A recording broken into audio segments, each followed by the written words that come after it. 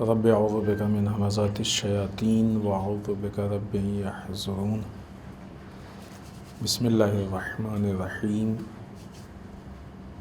الحمد للہ وسلام علی عبادہ الذین اصطفیٰ ولعنۃ الدائمۃ الباقیۃ علی اعدائہم اجمعین من الآن الی قیام یوم الدین اما بعد اوصیکم نفسی بتقوی اللہ وقال علی بن ابی طالب علیہم الصلاۃ والسلام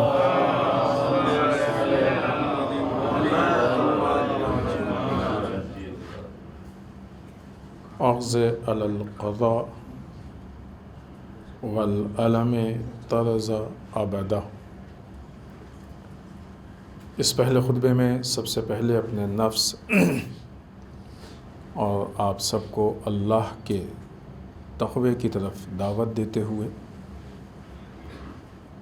اس لیے کہ تقوی الہی ہم کو معاشرے میں بہترین زندگی گزارنے کا طریقہ بتاتا ہے۔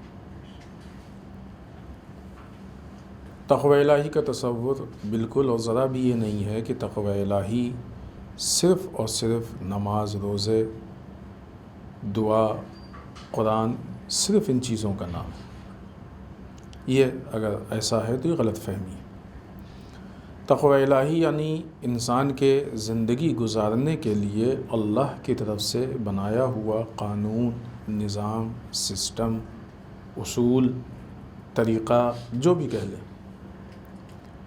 لہذا جب انسان اللہ کے بنائے ہوئے نظام یا سسٹم پہ عمل کرے گا تو کسی ایرے غیرے کے بنائے ہوئے سسٹم کی بمناسبت وہ زیادہ بہتر ہوگا، زیادہ کمال تک لے جائے گا۔ لیکن یہ بات بہرحال ذہن میں رہے، تقوی الہی پہ جب انسان عمل کرتا ہے تو اس کو امتحانات کی منزل سے گزرنا ہوتا ہے، مشکلات سے۔ یہ ممکن نہیں ہے کہ انسان امتحانات سے نہ گزرے اور کمال پہ پہنچ جائے، ہو ہی نہیں سکتا۔ حتیٰ وہ لوگ کہ جو دنیا کو بھی حاصل کرنا چاہتے ہیں، البتہ دین چھوڑ کے دنیا حاصل کرنا کوئی عیب یا بری چیز نہیں ہے، لیکن صرف دنیا کے لیے اپنے آپ کو وقف کر دینا، دین چھوڑ دینا، یہ عیب ہے۔ جو لوگ دین چھوڑ دیتے ہیں، تقوی الہی چھوڑ دیتے ہیں، نظام پروردگار چھوڑ دیتے ہیں اور صرف دنیا کے پیچھے بھاگتے ہیں، ان کو بھی امتحان دینا پڑتا ہے، ان کو بھی مشکلات کا سامنا کرنا پڑتا ہے۔ ایسا نہیں ہے کہ وہ اگر انسان یہ طے کر لے کہ ہم کو امتحان نہیں دینا ہے تو شاید زندہ بھی نہیں رہ سکتا۔ غلط کرے گا تب بھی امتحان دینا پڑے گا، صحیح کرے گا تب بھی امتحان دینا پڑے گا، کچھ نہیں کرے گا تب بھی امتحان دینا پڑے گا۔ یہ اور بات ہے کہ ہر ایک کے امتحان کی قسم یا نوعیت یا جو طریقہ کار ہے وہ الگ الگ ہوتا ہے۔ لہذا جب ہر حال میں ہمیں امتحان دینا ہی دینا ہے تو کیوں نہ اچھے راستے کا امتحان دیں، بہتر راستے کا امتحان دیں۔ ایک اسٹوڈنٹ کے آگے اگر مثلا آپشن ہو تو اس میں کون سا آپشن اپناتا ہے؟ جس میں اس کا فائدہ زیادہ ہے، جس میں کمال کے تک پہنچ رہا ہے، وہ ترقی زیادہ ہے۔ تقوی الہی کے راستے میں کمال ہے، ترقی ہے۔ ہو سکتا ہے کہ شاید اس راستے میں امتحان زیادہ ہو، اس میں کوئی شک و شبہ نہیں ہے کہ اس راستے میں ہو سکتا ہے کہ امتحان شاید زیادہ ہو۔ تو ظاہر سی بات ہے کہ جب قیمتی چیز لیں گے تو اس کے لیے قیمت بھی زیادہ ادا کرنی پڑے گی، یہی اس کی قیمت ہے۔ اور در واقع اصل قیمت نہیں ہے، یہ وہ قیمت ہے کہ جو ہمارے لیے طے ہوئی ہے کہ ہم ادا کریں، ورنہ اصل اس کی ویلیو کے حساب سے قیمت کوئی نہیں طے کر سکتا ہے۔ مثال کے طور پہ ایک انسان مشکلات کو برداشت کرتا ہے اور اس کے بعد تقوی کے راستے پہ چلتا ہے، اللہ کے دین کے راستے پہ چلتا ہے، نتیجے میں کیا حاصل ہوتا ہے؟ اللہ راضی ہو جاتا ہے، اللہ خوش ہو جاتا ہے۔ اس نے جو قیمت ادا کی یہ امتحان ہے نا، جو مشکلات برداشت کی، لیکن اللہ کی رضا کی جو واقعی ویلیو قیمت ہے، کیا یہی ہے؟ اتنی ہے۔ رضوان من اللہ اکبر، اللہ کی رضا کائنات کی سب سے بڑی چیز ہے۔ دنیاوی اور مادی اعتبار سے کوئی اس کے قیمت کا اندازہ لگا ہی نہیں سکتا ہے، اس کی ویلیو کوئی طے ہی نہیں کر سکتا ہے۔ لیکن جب انسان اس راستے پہ چلتا ہے تو پھر کیا ہے؟ مولا کائنات کہتے ہیں یا سری یا رضا، اے وہ کہ جو بہت جلد راضی ہو جانے والا ہے۔ اتنی قیمتی چیز اللہ ہم کو اتنی آسانی سے دے رہا ہے، یہ تقوی الہی کی تعریف۔ اس کے مقابلے میں دنیا والے جب کچھ دیتے ہیں، البتہ ابھی ہم کمپیئر نہیں کر رہے کیونکہ وہ خود ایک موضوع ہے اور تفصیلی ہونا چاہیے، کبھی انشاءاللہ موقع ہوا تو۔ دنیا والے کیا اتنی جلدی اتنی آسانی سے دے دیتے ہیں جن چیزوں کو ہم دنیا کے پیچھے بھاگتے ہیں لینے کے لیے؟ بعض اوقات انسان کو اپنی ایک خواہش تمنا تک پہنچنے کے لیے پوری زندگی گزار دینی پڑتی ہے، اور کبھی کبھی یہ ہوتا ہے کہ آخر تک ملتی بھی نہیں۔ انسان اپنے آپ کو کتنا نقصان میں محسوس کرتا ہے کہ جس کے لیے اس نے سارے سمجھوتے کیے، فیملی کے حقوق ادا نہیں کیے، اللہ کے حقوق ادا نہیں کیے، پڑوسیوں کے ملنے جلنے والوں کے حقوق ادا نہیں کیے، یا اگر کیے بھی تو اس میں مثلاً جو ہونا چاہیے جس اعتبار سے اس اعتبار سے نہیں کیا۔ اتنی سب کچھ محنت کی اور سب کچھ دینے کے بعد بھی وہ نہیں پایا جو وہ چاہتا تھا۔ لیکن جو لوگ تقوی الہی کے راستے پہ چلتے ہیں، عاقبت اور آخرت کے راستے پہ چلتے ہیں، ان کو وہ ملتا ہے جس کی انہیں امید بھی نہیں ہوتی۔ یہ تقوی کا راستہ ہے۔ تو وہ دنیا کا راستہ اور یہ دین کا راستہ، ان دونوں کو اگر آپ دیکھیں تو اس میں بہت فرق ہے۔ باقی جو اگر دونوں کو کمپیئر کریں، دونوں کو ملائیں، تو دنیا دینے کے بعد ذلیل کرتی ہے، اللہ دینے کے بعد عزت دیتا ہے۔ دنیا جتنی انسان کو ملے گی، مولا کائنات نے بھی اس طرف اشارہ کیا ہے، حرام ہے تو عقاب ہے، حلال ہے تو حساب ہے۔ آخرت ملتی ہی بے حساب ہے، بہت بڑا فرق ہے۔ تو یہ جو تقوی کا راستہ ہے، یہ ہر اعتبار سے اس نظام پہ انسان کا چلنا ہے، اس سسٹم پہ چلنا ہے کہ جو کہیں سے بھی انسان کو نقصان میں نہیں جانے دیتا ہے، فائدے میں۔ لیکن کسے کہتے ہیں تقوی؟ البتہ اس ساری گفتگو کا مطلب بالکل یہ نہیں ہے کہ انسان دین چھوڑ کے دنیا نہیں، دنیا وہ خراب ہے جس کی ابھی گفتگو ہوئی کہ جب انسان دین چھوڑ کے دنیا کو اختیار کرے۔ اور اسی طریقے سے اللہ نے کبھی نہیں کہا کہ دنیا کو چھوڑ کے تم دین پہ آؤ، نہیں۔ دینداری یعنی دین کے نظریے سے، دین کے راستے سے دنیا کو اپناؤ، اس سے کہتے ہیں دینداری۔ اپنے آپ کو اللہ کے حوالے کر دینا، یہ وہ راستہ ہے کہ جو انسان کو کمال تک پہنچاتا ہے۔ اور اس راستے پہ چلنے کے بعد مقصد اس کا یہی ہے کہ مثلاً اصل دین صرف اور صرف انسان اللہ کے لیے اس کام کو انجام دے۔ اور بھی اس میں دوسری وضاحتیں ہیں، لیکن اس سے زیادہ یہاں پہ اس موضوع کے لیے وقت نہیں ہے۔ آئیے اس کے بعد امیر المومنین مولا متقیان حضرت علی بن ابی طالب علیہ الصلاۃ والسلام کا یہ قول کلمات قصار میں امام فرماتے ہیں، اغض علی القضا، آنکھوں میں جو کبھی تنکا یا کوئی چھوٹا سا ذرہ، چھوٹا سا کچھ آ جاتا ہے تو آدمی کو تکلیف ہوتی ہے نا۔ امام کہتے ہیں کہ اس پہ اگر چشم پوشی کر لو، یہ جو آنکھ میں تکلیف ہوتی ہے، کوئی چیز آ جاتی ہے، اس پہ چشم پوشی کسے کہتے ہیں؟ یعنی نظر انداز کر دے آدمی، اس کی طرف توجہ نہیں دے، دھیان نہیں دے، یا کہہ لیجئے کہ اس پہ صبر کر لے، اس کو چھوڑ دے، تو اس کا نتیجہ کیا ہوگا؟ والعلم ترضى ابدا، تو انسان ہمیشہ خوش رہے گا۔ اگر کوئی انسان آپ سے یہ کہے، ہے نا، بعض اوقات ذہن میں آ گیا، نہیں معلوم کیسے، کبھی کبھی وہ آتے نہیں دعا تعویذ دینے کے لیے، آج آپ کو ایسی دعا دیں گے کہ ہمیشہ خوش رہیں گے، اس طرح سے جملے وہ لوگ نہیں۔ تو آدمی بھی سوچتا ہے کہ ہاں یہ تو بہت ویلو والی چیز ہے۔ پڑھیں نہج البلاغہ، ہماری پریکٹیکل لائف سے متعلق کتنی قیمتی باتیں مولا کائنات بتا رہے ہیں۔ اور اکثر چیزوں میں تو نتیجہ بھی فوراً بتا دیا کہ یہ نتیجہ ہے، یہ کرو گے یہ نتیجہ ہے، یہ کرو گے یہ نتیجہ ہے۔ گویا یہاں پہ جو مولا بتا رہے ہیں انسان کے پرسکون زندگی، آرام دہ زندگی کیسے ہو اس کا راز بتا رہے ہیں، اس کا طریقہ بتا رہے ہیں۔ خب یہ انسان کی نارمل زندگی ہے نا۔ دیکھیں یہ دین، کون کہتا ہے کہ دین میں جو ہے دنیا نہیں ہے؟ جو ہمارے یہاں دین کی تعریف ہے، نماز، روزہ، دعا، قرآن، اس سے ہٹ کے ہے نا یہ انسان کی پوری زندگی۔ بہت زور اس کا تعلق جو انسان کے سوشل تعلقات ہیں، دوست احباب، اس سے، رشتہ دار، عزیز و اقارب، اس سے اس کا تعلق ہے۔ تو انسان کیسے پرسکون زندگی گزار سکتا ہے؟ امام اس کا طریقہ بتا رہے ہیں کہ کس طریقے سے زندگی میں سکون کو حاصل کرے۔ بہت آسانی سے امام نے، اور کتنے عجیب بات ہے کہ چھوٹے چھوٹے جملوں میں، چھوٹی چھوٹی چیزوں میں پوری دنیا امام نے بیان کر دی۔ لہٰذا پھر ہم آپ سے گزارش کریں گے، یہ تقریباً 212 یا 13 نمبر کا کلمہ قصار ہے۔ ہم لوگ ترتیب کے ساتھ چل رہے ہیں، جو کلمات قصار بیان ہو رہے ہیں ترتیب کے ساتھ بیان ہو رہے ہیں۔ اس کے بعد والا ہوگا۔ اتنے کلمات قصار پہ ہم لوگ گفتگو کر چکے ہیں کہ جو کسی بھی انسان کی زندگی میں بہت بڑی تبدیلی لا سکتا ہے۔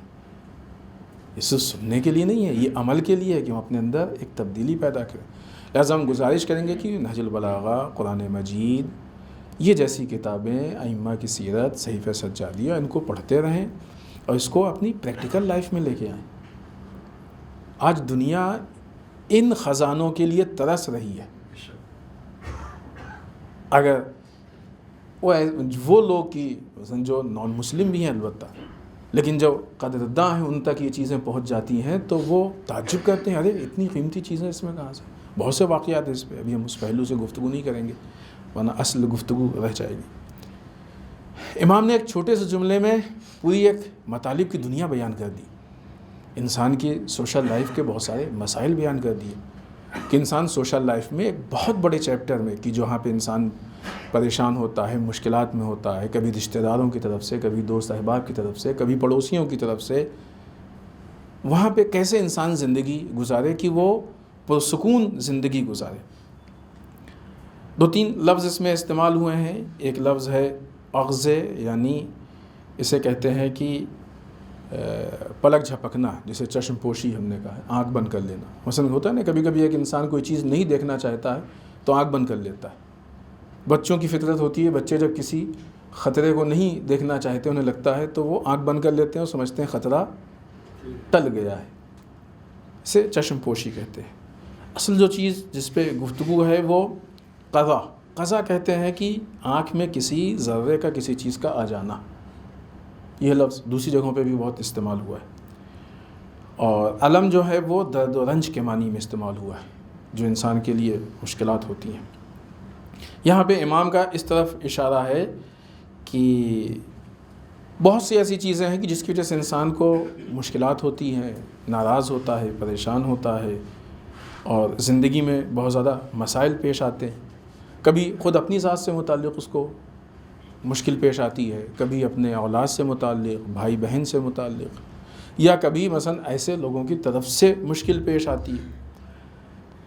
اگر انسان ان ساری مشکلات کے مقابلے میں صبر اور تحمل کی طاقت نہیں رکھتا ہوگا تو ظاہر سی بات ہے کہ پھر وہ پریشان ہو جائے گا، بے تاب ہو جائے گا۔ اس پہ گفتگو ہو چکی ہے نا، جزع پہ، جو صبر کے مقابلے میں آتا ہے۔ اس سے پہلے کلمات قصار میں گفتگو ہو چکی ہے۔ جب انسان پریشان ہوتا ہے تو پھر وہ خرابیوں کی طرف جاتا ہے۔ لہٰذا اگر انسان ان چیزوں کو برداشت نہیں کرے گا تو خرابیوں کی طرف جائے گا، اور کبھی بھی روحی اعتبار سے اس کو اطمینان نہیں ملے گا، ایک اضطراب رہے گا اندر سے، پریشانی رہے گی، بھلے ہی وہ اس کو نہ محسوس کرے۔ ایسے میں عموماً انسان غلطی بھی کر دیتا ہے، عموماً بہت سارے مسائل اور مشکلات کا سامنا آتا ہے۔ لہٰذا انسان کو چاہیے کہ ان حالات میں صبر کرے، صبر کے دامن کو ہاتھ سے نہ جانے دے ایسی چیزوں کو۔ نتیجہ کیا ہوگا؟ جب صبر کرے گا تو اپنی زندگی کے بہت سارے مسائل کو محفوظ کر لے گا۔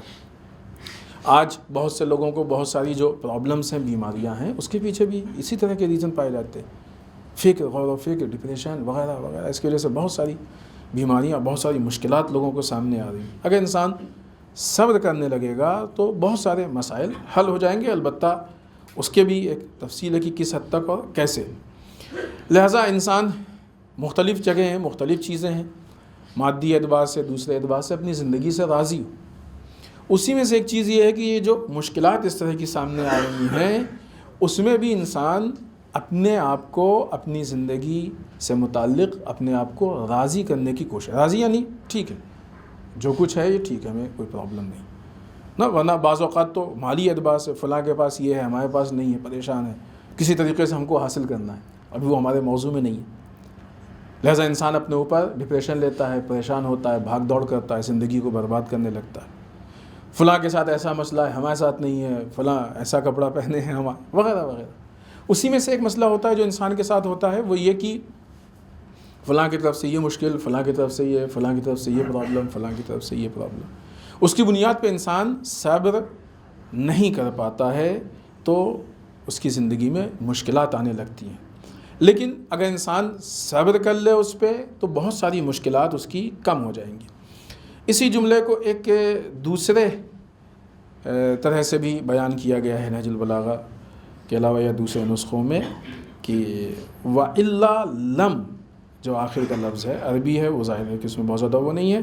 وہاں پہ معنی تھوڑا سا فرق ہو جائے گا لیکن مفہوم وہی رہے گا کہ جو بھی مشکلات ہیں، یعنی آنکھ میں جو تنکا پڑ جائے، مشکلات ہو، اس پہ اگر انسان چشم پوشی کر لے، آنکھ بند کر لے تو وہ سکون کی، نہیں تو کبھی بھی وہ انسان راضی نہیں ہو پائے گا. ہرگز وہ کبھی بھی راضی نہیں ہو پائے گا، مناسب زندگی نہیں گزار پائے گا. دونوں کا مفہوم ایک ہی ہے، دونوں کے مفہوم میں کوئی مشکل، کوئی فرق نہیں ہے. لہٰذا ایک تعبیر ہے کہ جس کو خود مولا کائنات نے ایک جگہ پہ پیش کیا، یعنی مولا کائنات یہ بتا رہے ہیں کہ ہم تم سے صرف کہہ نہیں رہے ہیں، ہم نے اس پہ عمل بھی کیا ہے. امام فرماتے ہیں اغزیت علی القضاء و شربت علی الشجا، ہم نے خاشاک پہ آنکھیں بند کر لی ہیں اور وہ ہڈی کی جو ہمارے گلے میں پھنس گئی تھی یا جو تلخ گھوٹ تھا اس کو ہم نے اتار لیا. مولا کائنات سے زیادہ مشکل تو کسی کو نہیں پیش آئی ہے نا. علی جیسا صابر نہیں ہے دنیا میں. جو مشکلات مولا کائنات نے، اور یہ مولا کائنات کی جو مشکلات و مظلومیت ہے کہ جس کی مثال نہیں ہے، یہ عموماً وہ نہیں ہے کہ جو عام طور سے ذکر ہوتی ہے، اس سے بڑی ہے. علی جیسی ذات کہہ رہی ہے کہ ہم نے اس آنکھ کے تنکے پہ صبر کر لیا ہے اور جو ہڈی گلے میں پھنس گئی تھی یا جو گھوٹ پھنس گیا تھا گلے میں اس کو ہم نے اتار لیا. یہ بہت بڑی بات ہے امام علی کے لیے یہ بات کہنا. لہٰذا خود امام علی نے کہہ کے یہ راستہ، یہ طریقہ ہمارے سامنے پیش کیا ہے کہ دیکھو اس طریقے سے تم اپنی زندگی کو بہتر سے بہتر بنا سکتے ہو. دوسرے الفاظ میں کہا جائے، اس کا خلاصہ کر کے بات کو اختتام کی طرف لے کے آئے کہ انسان کو اپنی زندگی کو بہتر بنانے کا طریقہ یہ ہے کہ مشکلات کو کم کرنے کی کوشش کرے، مشکلات کو بڑھانے کی کوشش نہ کرے. بعض اوقات بڑھانے کی انسان کوشش کرتا ہے، یعنی کیا مطلب؟ ظاہر ہے کہ کوئی جان بوجھ کے نہیں کرتا کہ ہم مشکلات بڑھا رہے ہیں، مثلا کوئی ایسا ارادہ نہیں ہوتا ہے، انجانے میں کرتا ہے. کیوں انجانے میں کرتا ہے؟ جب وہ صحیح فیصلے نہیں کرتا ہے، صحیح راستے پہ نہیں چلتا ہے، لہٰذا مشکلات بڑھنے لگتی ہیں.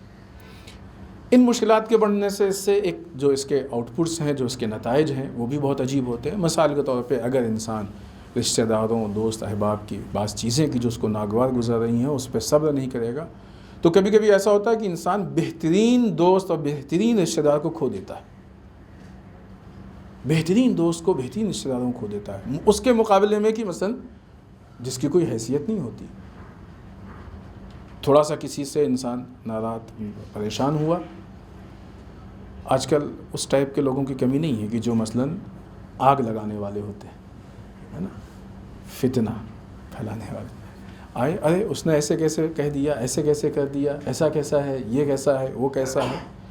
اب اس کو تھوڑا سا جسے کہتے ہیں، کیا کہتے ہیں، چڑھا دیا. یہ بھی اپنے جوش میں آ گیا.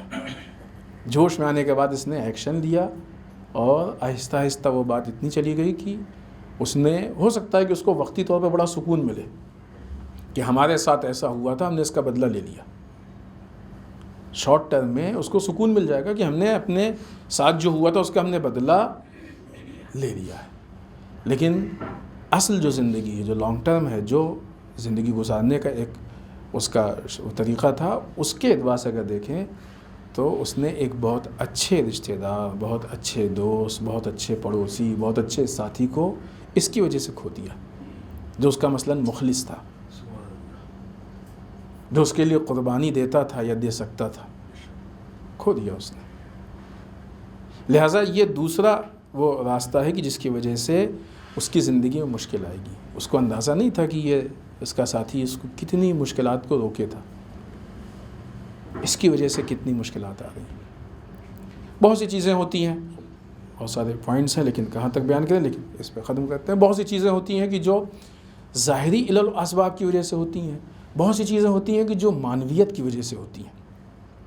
ظاہری علل و اسباب، مثلاً کوئی ہمارا ایسا دوست ہے، ساتھی ہے کہ جو ظاہری چیزوں میں مشکلات کو آنے سے روک رہا ہے. معنویت کا مسئلہ یہ ہے کہ مثلاً وہ ہمارے لیے دعا کر رہا ہے، وہ ہمارے لیے اللہ سے خیر چاہ رہا ہے. مثال کے طور پہ یعنی کہ خود ماں کا وجود انسان کے لیے بہت بابرکت ہوتا ہے. ماں کا وجود، ماں کچھ نہیں کر رہی ہے، صرف گھر میں ہے، ایک بستر پہ لیٹی ہوئی ہے، صرف یہ ماں کا وجود انسان کے لیے بہت بابرکت ہے. تو یہی ماں اگر اپنے اولاد کے لیے دعا کرنے لگے تو بہت بابرکت ہوتا ہے. تو یہ معنوی فائدہ ہے ماں کے وجود کا.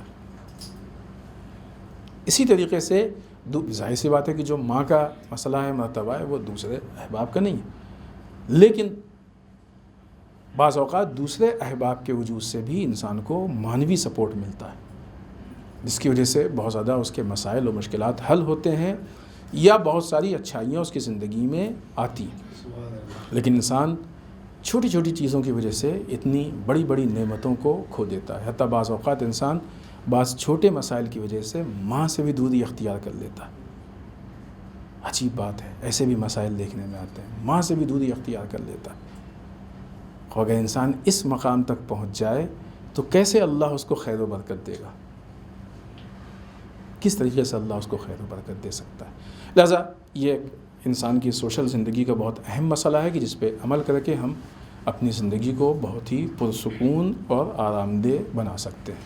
بسم اللہ الرحمن الرحیم. انا اعطیناک الکوثر فصل لربک وانحر انا شانئک ھو الابتر.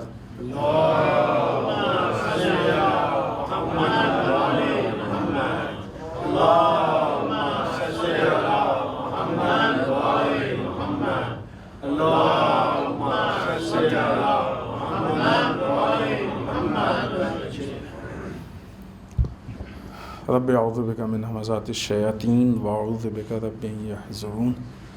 بسم اللہ الرحمن الرحیم. الحمد للہ الذی لا یبلغ مدحتہ القائلون ولا یحصی نعماہ العادون ولا یؤدی حقہ المجتہدون. اللہم صل وسلم علی صاحب الدعوۃ النبویہ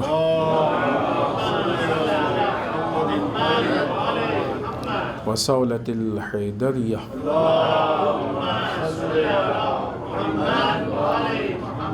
والعصمة فاطمیہ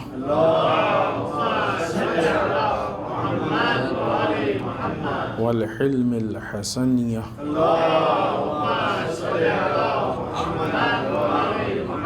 والشجاعة الحسینیہ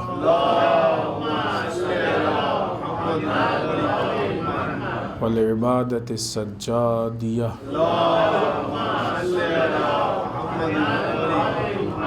والآثار الباقریہ والماثر الجعفریہ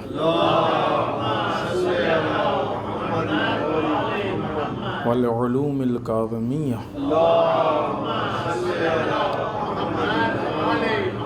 والرضاء الرضویہ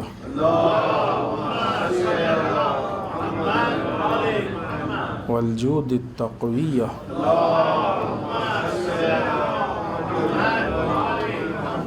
والنقاوة النقویہ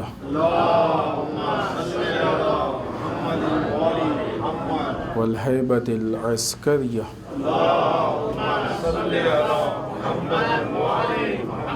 والغیبۃ الہیہ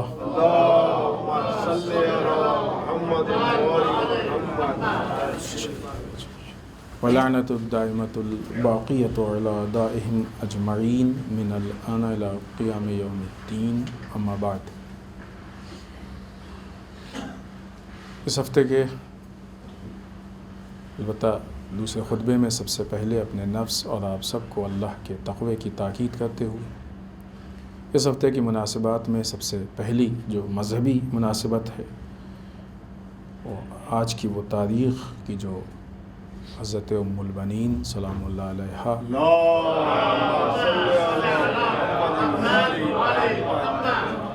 کے وفات کی تاریخ ہے۔ جناب ام البنین نے عالم اسلام کے حوالے جن بچوں کو کیا، یہ بچے یا ان کی جو اولاد ہے کہ جس کی بنیاد پہ ان کو ام البنین کہا گیا ہے، ان کے یہاں اطاعت بہترین درجے پہ تھی۔ ہم سب یعنی ہماری بالخصوص بہنیں، مائیں، لیکن ساتھ میں مرد بھی، جناب ام البنین کی سیرت سے ہم لوگ یہ سیکھ سکتے ہیں کہ ایک اچھے فرزند کی تربیت یا کسی فرزند کی بہترین تربیت کس انداز سے ہونی چاہیے، اس کا آؤٹ پٹ کیا ہونا چاہیے۔ دیکھیں ہوتا کیا ہے کہ عموماً بعنوان تھیوری یہ ساری باتیں عرض ہوتی ہیں، پیش ہوتی ہیں، کہی جاتی ہیں، ذکر کی جاتی ہیں، پسند بھی کی جاتی ہیں، ہاں بہت اچھی بات ہے، ہم کو ایسا کرنا چاہیے، لیکن مشکل آتی ہے پریکٹیکل مسائل میں۔ جب بات بچے کی تربیت کی آتی ہے تو پھر وہی مادیات غالب آتی ہیں، اور جب دین اور مادیات ٹکراتی ہے تو انسان عجیب حالت میں تعریف اہل بیت کی کرتا ہے، باتیں اہل بیت کی کرتا ہے، لیکن جاتا پھر مادیت کی ہی طرف ہے۔ بہت ساری باتیں ہیں لوگ کرتے ہیں، زبان سے بہت اونچی اونچی باتیں کرتے ہیں، لیکن حتیٰ دوسروں پہ اعتراض بھی کرتے ہیں، لیکن جب بات عمل کی آتی ہے تو پھر وہ انسان، دین وہ ہے کہ جس پہ انسان عمل کرے۔ نظریات کے اعتبار سے اسلام کی تعریف کرنے والے بہت سارے نان مسلم بھی ہیں جنہوں نے اسلام کی تعریف کی ہے، اس کا مطلب یہ نہیں کہ یہ مسلمان بھی نہیں، لیکن اگر ایک انسان مسلمان ہو کے بھی صرف تعریف کر رہا ہے اور عمل نہیں کر رہا ہے تو عملی زندگی میں اس میں اور اس میں کیا فرق ہے؟ لہٰذا جناب ام البنین کی سیرت پڑھنا، سمجھنا اور اس کے اعتبار سے اپنے معاشرے کو آگے بڑھانا یہ ہماری ذمہ داری ہے۔ دوسری مناسبت کہ جو بہرحال اگلے ہفتے کی ہے لیکن ظاہر ہے کہ شب ہوگی، وہ صدیقہ طاہرہ حضرت فاطمہ زہرا سلام اللہ علیہا کی ولادت باسعادت کی تاریخ ہے، یا وہ دن، وہ تاریخ نزدیک ہے۔ اس سے پہلے مسلسل ہم نے آپ کی خدمت میں عرض کیا بی بی کی شہادت کے موقع سے، وہ پہلی والی روایت سے، کہ ان دنوں میں ہم بی بی سے متعلق سیرت کو پڑھنے، سمجھنے، اپنانے کی کوشش کریں، خطبہ فدق کو پڑھنے کی کوشش کریں، دیکھیں بی بی نے اس میں کیا پیغام دیا ہے ہم لوگوں کو۔ یقیناً پڑھا ہوگا، یہ نہیں ہو سکتا ہے کہ انسان نہ پڑھے، خاص کر کے خطبہ فدق، اتنے سارے معاملات جس پہ ہوئے ہیں، اتنا سب کچھ ہوا ہے، ہم اس پہ گریہ کرتے ہیں، مصائب، مصیبت، آلام، اس کی بنیاد پہ دوستی، دشمنی، ساری چیزیں، تو یہ کیسے ہو سکتا ہے کہ ہم نے خطبہ فدق اس سال بھی نہ پڑھا ہو یا اس سال ہی نہ پڑھا ہو؟ اس سے پہلے یقیناً پڑھا ہوگا، حتماً خطبہ فدق۔ پڑھنے کا مطلب صرف ادبی ٹیکسٹ نہیں ہے، پڑھنے کا مطلب کہ اس میں کیا بی بی نے کہا ہے وہ ہمیں سمجھ میں آنا چاہیے، چاہے ہماری جو بھی لینگویج ہو، ٹرانسلیشن ہو، اس میں ہم اس کو پڑھیں، لیکن بہرحال اس کو سمجھنے کی کوشش کریں۔ اور اسی طریقے سے صدیقہ طاہرہ کی سیرت کو پڑھنے کی اور سمجھنے کی کوشش کریں۔ ایسا نہ ہو کہ صدیقہ طاہرہ کی سیرت کی تعریف تو کریں لیکن اس کو اپنا ہی نہیں۔ آج کے زمانے میں مختلف طرح کی مشکلات زمانے کے اعتبار سے بڑھتی جا رہی ہیں۔ ہماری بچیوں کو مشکلات پیش آ رہی ہیں، ہماری بہنوں کو، ماؤں کو مشکلات پیش آ رہی ہیں معاشرے میں۔ بعض اوقات شوہر سے پرابلم ہے، بعض اوقات اولاد کی طرف سے مسائل ہیں، بعض اوقات معاشرے میں کیسے نکلیں، حجاب کو لے کے مشکل ہے نا، فیملی کے مسائل، تربیت کے مسائل، بہت سارے مسائل۔ اس کی ایک بہت بڑی وجہ یہ ہے کہ صدیقہ طاہرہ کی سیرت ہمارے یہاں احیا یا زندہ نہیں۔ اگر ایک آئیڈیل کے اعتبار سے ہم اپنی بچیوں کو صدیقہ طاہرہ کی سیرت سمجھائیں یا پڑھائیں تو بہت سارے مسائل تو اپنے آپ حل ہو جائیں گے، بہت ساری مشکلات اپنے آپ حل ہو جائیں گی، کیونکہ ایک خاتون کے زندگی میں کئی ذمہ داریاں ہوتی ہیں جو اس کے متعلق ہوتی ہیں۔ شوہر سے متعلق اس کی کیا ذمہ داری ہے؟ بعض اوقات ہوتا ہے کہ یہ بچیاں جا کے جب شادی ہوتی ہے تو تھوڑا سا ایگو، تھوڑا تکبر، اس طرح کی چیز ہوتی ہے، یا نہیں بھی ہو تب بھی مسائل پیش آتے ہیں اور لڑائی جھگڑا، خدا نخواستہ طلاق وغیرہ کی نوبت۔ جو مسائل اور حالات ہیں، یہ مسائل صدیقہ طاہرہ کی سیرت کی روشنی میں ہمیں کیسے حل کرنا چاہیے۔ بعض اوقات اولاد کی تربیت کو لے کے مشکل پیش آتی ہے، کیسے تربیت کریں، چیلنج ہوتے ہیں، سوال آتے ہیں کہ ایسے حالات ہیں، اس میں کیا کریں، وہ حالات ہیں اس میں۔ خوب صدیقہ طاہرہ نے کیسے اپنے بچوں کی تربیت کی تھی، باہر کیسے نکلیں، کن معاملات میں باہر نکلیں، کن معاملات میں نہیں باہر نکلیں، کس حد تک دین کو لے کے ہم باہر جائیں۔ زندگی کے ایک ایک پہلو پہ صدیقہ طاہرہ نے اس چھوٹی سی عمر میں ہمارے لیے ایک مکمل اور بہترین سیرت پیش کی۔ لیکن افسوس یہ ہے کہ یہ ساری باتیں صرف تاریخ کی حد تک محدود ہیں۔ اگر اس پہ عمل ہو تو ہماری زندگی تبدیل ہو جائے، قومی حالات ہمارے تبدیل ہو جائیں، قوم کمال کی طرف جائے، ترقی کی طرف جائے۔ اور نہ یہ کہ صرف بیوی کی سیرت عورتوں کے لیے ہے یا بچیوں کے لیے ہے، نہیں، وہ مسائل زندگی کے کی جو کامن مسائل ہیں عورتوں مردوں میں، اس میں مردوں کے لیے اور لڑکوں کے لیے بھی بیوی کی سیرت ہمارے لیے نمونہ عمل ہے۔ اس کے بعد اگلی مناسبت، البتہ یہ تاریخ گزر گئی ہے لیکن بہرحال اتنی اہم چیز ہے کہ جس کو ذکر ہونا چاہیے۔ 2021 میں 1 جنوری کو ہمارے سماج کے، ہمارے معاشرے کے، یوں کہا جائے کہ اس زمانے کی ایک بہت عظیم شخصیت آیت اللہ مصباح یزدی کا انتقال ہوا تھا۔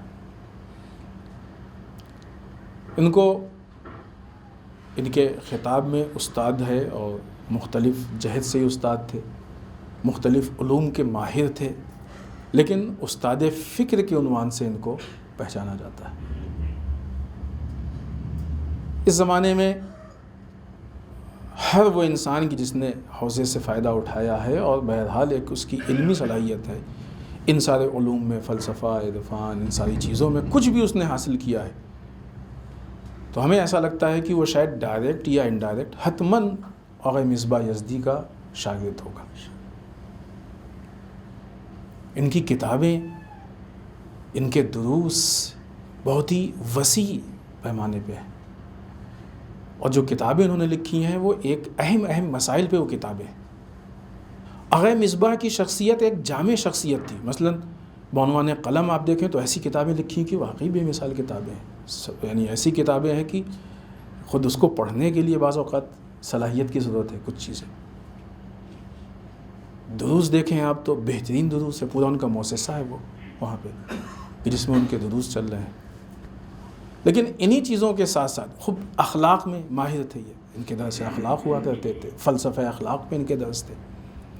انہی کے ساتھ ساتھ آقا مصباح نظام کے دفاع میں اتنے ایکٹیو تھے کہ خود نہیں کھڑے ہوتے تھے لیکن الیکشن میں بہت ایکٹیو رہتے تھے۔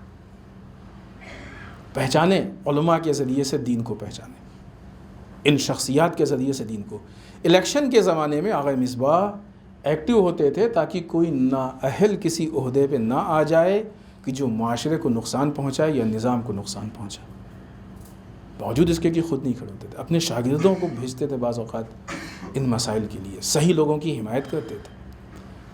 ہم وہ واقعہ پورا نہیں عرض کریں گے، صرف اشارہ کریں گے کہ ایک زمانے میں کسی نے نظام پہ آ کے حملہ کیا تھا۔ ایک فکر ہے کہ جو امریکہ کی طرف سے یہ فکر ہے، امریکہ اور اسرائیل کی طرف سے، اس کو وہاں پہ ضد روحانیت کہتے ہیں، اینٹی علماء فکر، کہ جو لوگوں کو علماء کے خلاف بہت ہی بہانے سے ورغلاتی ہے. ماشاء اللہ بہت اچھے ہیں یہ، لیکن یہ پرابلم ہے، لیکن ایسا ہے، لوگوں کے ذہن میں وسوسہ ڈالتے ہیں علماء کے خلاف. اسی طرح کا ایک شخص تھا، اس نے جا کے یونیورسٹی میں جوانوں سے کہا کہ کیا تم کر رہے ہو، کچھ بھی پڑھ لو تم، کتنا بھی کر لو، رہبر تو نہیں بن سکتے ہو نا تم، رہبر تو حوضے ہی والا بن سکتا ہے. تو یہ ظاہر سی بات ہے کہ ایک طرح کا وہ تعصب تھا کہ جو اس بہانے سے وہ ڈالنا چاہتا تھا. اور مصباح نے اس سے لائیو مناظرہ کیا تھا، لائیو مناظرہ کیا تھا، جس کو واقعی اچھے اچھے لوگ بیٹھے دیکھ رہے تھے.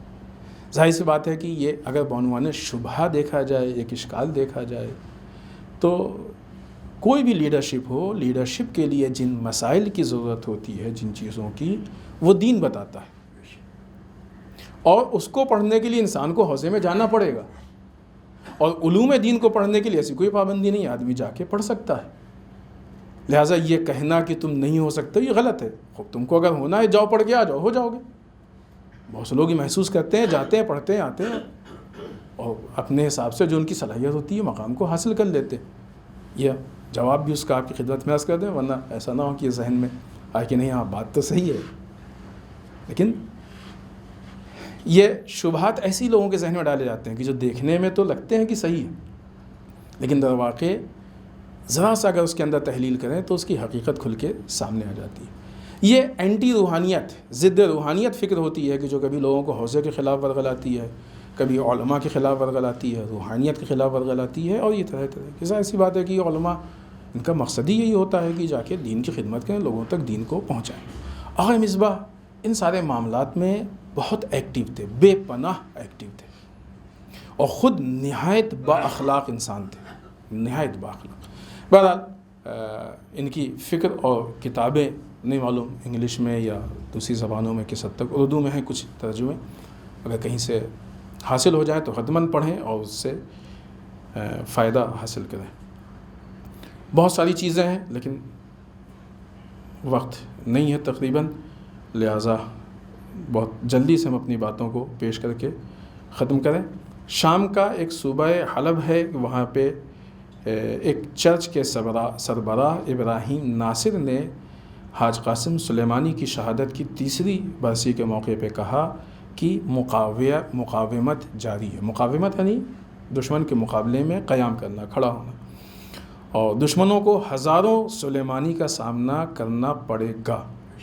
یہ ایک چرچ کا سربراہ کہہ رہا ہے، کیونکہ شہید قاسم سلیمانی بہت سے نوجوانوں کے لیے رول ماڈل بن چکے ہیں کہ جو نوجوان ان کے راستوں کو جاری رکھیں گے.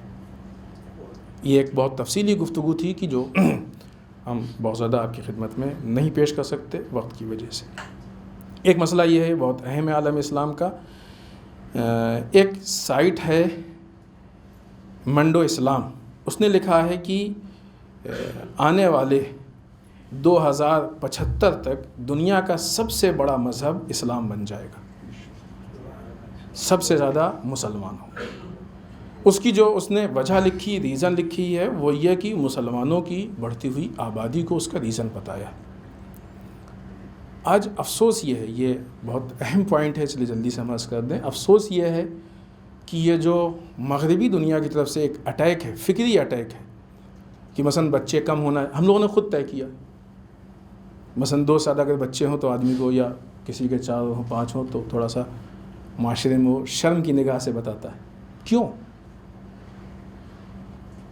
یا مثلا ایک ہم لوگوں نے وقت معین کیا ہے، اس کے بعد اگر کسی کے ہاں بچے ہوں تو، لیکن کیوں؟ کوئی شرعی پرابلم ہے، حرام نہیں، کیا مشکل ہے؟ آیت اللہ حسینی تہرانی بہت عظیم عالم دین گزرے، بہت بزرگ شخصیت گزری.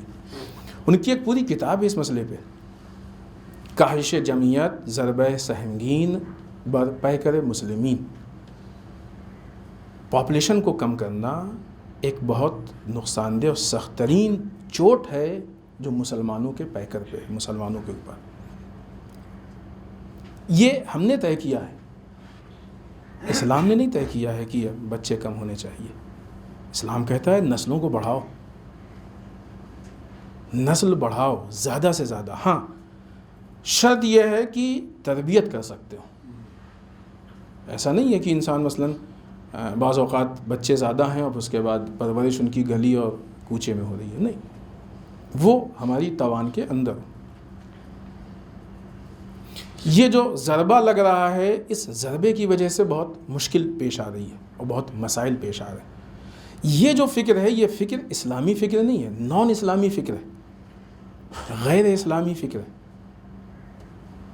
شاید ہو سکتا ہے کہ یہ فکر کی بنیاد ان لوگوں کی طرف پلٹ رہی ہو جو چاہتے ہیں کہ دنیا کی پاپولیشن اتنی کم ہو کہ جو اس کو کنٹرول کر لے جائے. لہٰذا وہ تو اور مزید کم کرنا چاہتے ہیں، ہے نا. الومناٹی وغیرہ ہی تو چاہتے ہیں کہ پاپولیشن کم ہو تاکہ وہ آسانی سے کنٹرول کر لیں. اس لیے ان کو کنٹرول کرنے میں پرابلم ہو رہی ہے کہ ان کا نظام باطل ہے. اگر صحیح نظام ہوگا تو کوئی مشکل نہیں ہوگی. اگر اس پہ گفتگو کی جائے تو بہت سارے ایسے ممالک کی جہاں پاپولیشن زیادہ ہے، خود مثلا چائنا، آپ دیکھیں کیا مشکل ہے پاپولیشن، بلکہ ان کے لیے بہت اچھی چیز ہے پاپولیشن زیادہ ہونا. لہٰذا یہ بہت غلط فکر ہے، باطل فکر ہے. کبھی انشاءاللہ موقع ہو تو اس پہ اور تفصیل سے ہم گفتگو کریں گے کہ یہ ایک غیر اسلامی فکر ہے کہ جو اسلام کے اوپر ایک چوٹ ہے کہ جس کو اسلام میں داخل کیا جا رہا ہے. یہ غلط فکر ہے.